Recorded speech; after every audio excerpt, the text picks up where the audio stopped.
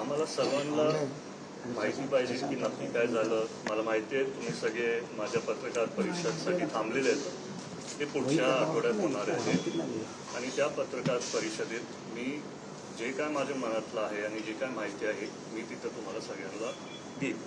परंतु दादा, तुम्हालाही वाटतं का अजित पवार यांचा मृत्यू जो आहे तो केवळ अपघात नाही तर घातपात आहे?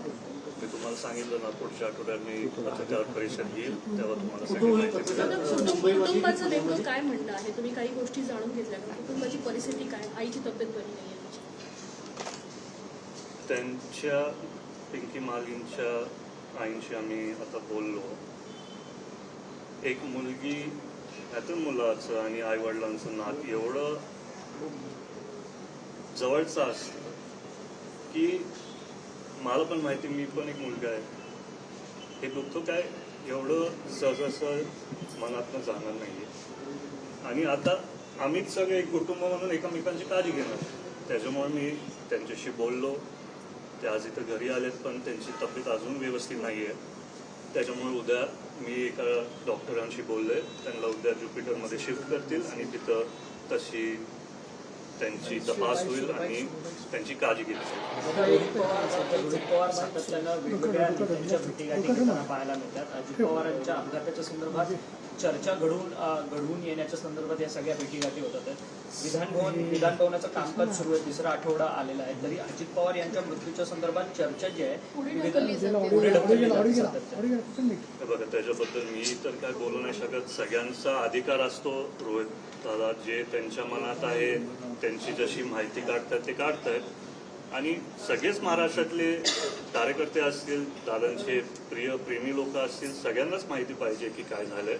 त्यातल्या त्यात मला माहिती आहे, जर दादा असले असते तर त्यांनी सगळ्याच तपास यंत्रणांवरती विश्वास ठेवला असता, जसं की आधीच्या काळात त्यांनी ठेवलाय.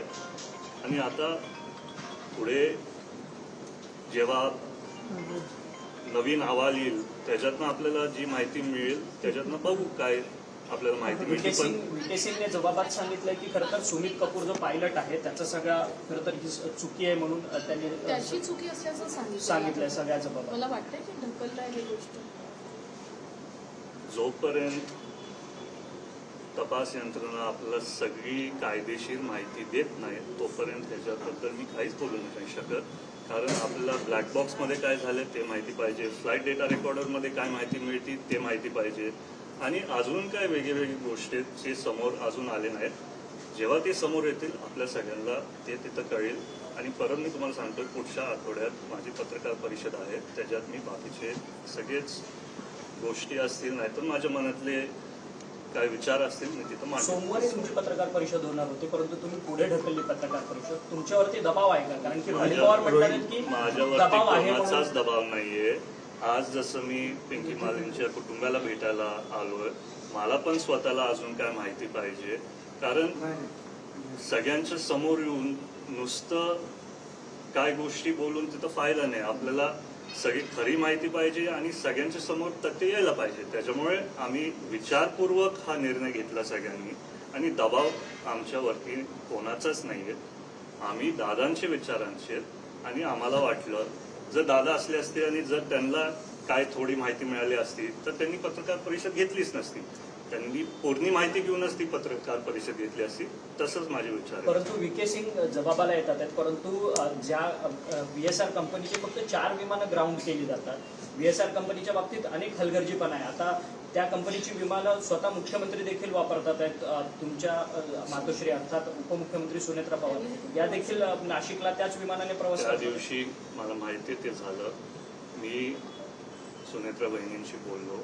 ते बोलले की माझा दौरा ऑफिसमधनं तयार झाला आणि त्यात त्यांना कळालं की त्यांना CM साहेबांबरोबर प्रवास करायचा, त्याच्यामुळे त्यांनी तिथं तपास कसा केला नाही. हे माझ्या जेव्हा कानावरती आलं, मी स्वतःच आपल्या बहिणींच्या ऑफिसमधल्या सगळ्याच अधिकाऱ्यांशी बोललो की ह्याच्या पुढे जरी पुढचे काय विमानांचे प्रवास असतील ते VSRच्या कंपनी कधीच होऊ शक्य नाही आणि ते होणार नाही. परंतु एवढी दिरंगाई का केली जाते? तपास CBI कडे द्यावा म्हणून स्लो चाललाय का असं वाटतंय आपल्याला की तपास स्लो चालला आहे? कारण CID कडे तपास आहे, तुम्ही CBIची मागणी केली आहे, त्याचाही अजून पाठपुरावा होत नाहीये. बघा, तुम्ही मला आज जे प्रश्न विचारतायत तेच पत्रकार परिषदमध्ये पण विचारतील त्याच्यामुळे मी तुम्हाला सांगतोय पुढच्या आठवड्यापर्यंत थोडं थांबा. बाकीची सगळी तुमच्याकडे संपूर्ण 45 आमदारांचं तुमच्याकडे संख्याबळ आहे. तुमचे सातत्यानं आमदार मुख्यमंत्र्यांना भेटतायत सीबीआयची तपासणी व्हावी, परंतु सीबीआयची तपासणी का होऊ देत नाही? एकीकडे सीआयडीचा तपास रखडलेला आहे. सीआयडी म्हणते की आम्ही एआयबीच्या रिपोर्ट्सवरतून पुढची तपासणी करू. एआयबीचा जो काही रिपोर्ट आला त्याच्यामध्ये देखील बारामतीला जिल्हा घोषित केला. बारामती आम्हाला नगर पण वाटतं सीबीआय इन्क्वायरी व्हायला पाहिजे. मी बोलतोय तुम्हाला, मी परत विनंती करतोय पुढच्या आठवड्यापर्यंत थांबवा. मी बाकीची सगळं माहिती तुम्हाला दादा, कुटुंबाला धमकीचा फोन VSR कडून येताना बघायला मिळतोय. तुम्हाला त्या संदर्भात कुटुंबाने काही सांगितलं? नाही, तसं आम्ही आता काहीच चर्चा केली नाही. त्याच्याबद्दल जर आम्हाला बोलायचं असेल आम्ही निश्चितपणे त्यांच्याशी चर्चा करू आणि जे काय आहे तुमच्या समोर दादा, तुमची पत्रकार परिषद कुठे होणार? मुंबई की पुण्यात? मुंबईत होणार. देश विदेशातील प्रत्येक घडामोडींचे लाईव्ह अपडेट मिळवण्यासाठी आता साम टीव्हीच्या सर्व सोशल मीडिया प्लॅटफॉर्मला लाईक, फॉलो आणि सबस्क्राईब करा. तसंच सर्व नोटिफिकेशनसाठी बेल आयकॉन प्रेस करायला विसरू नका.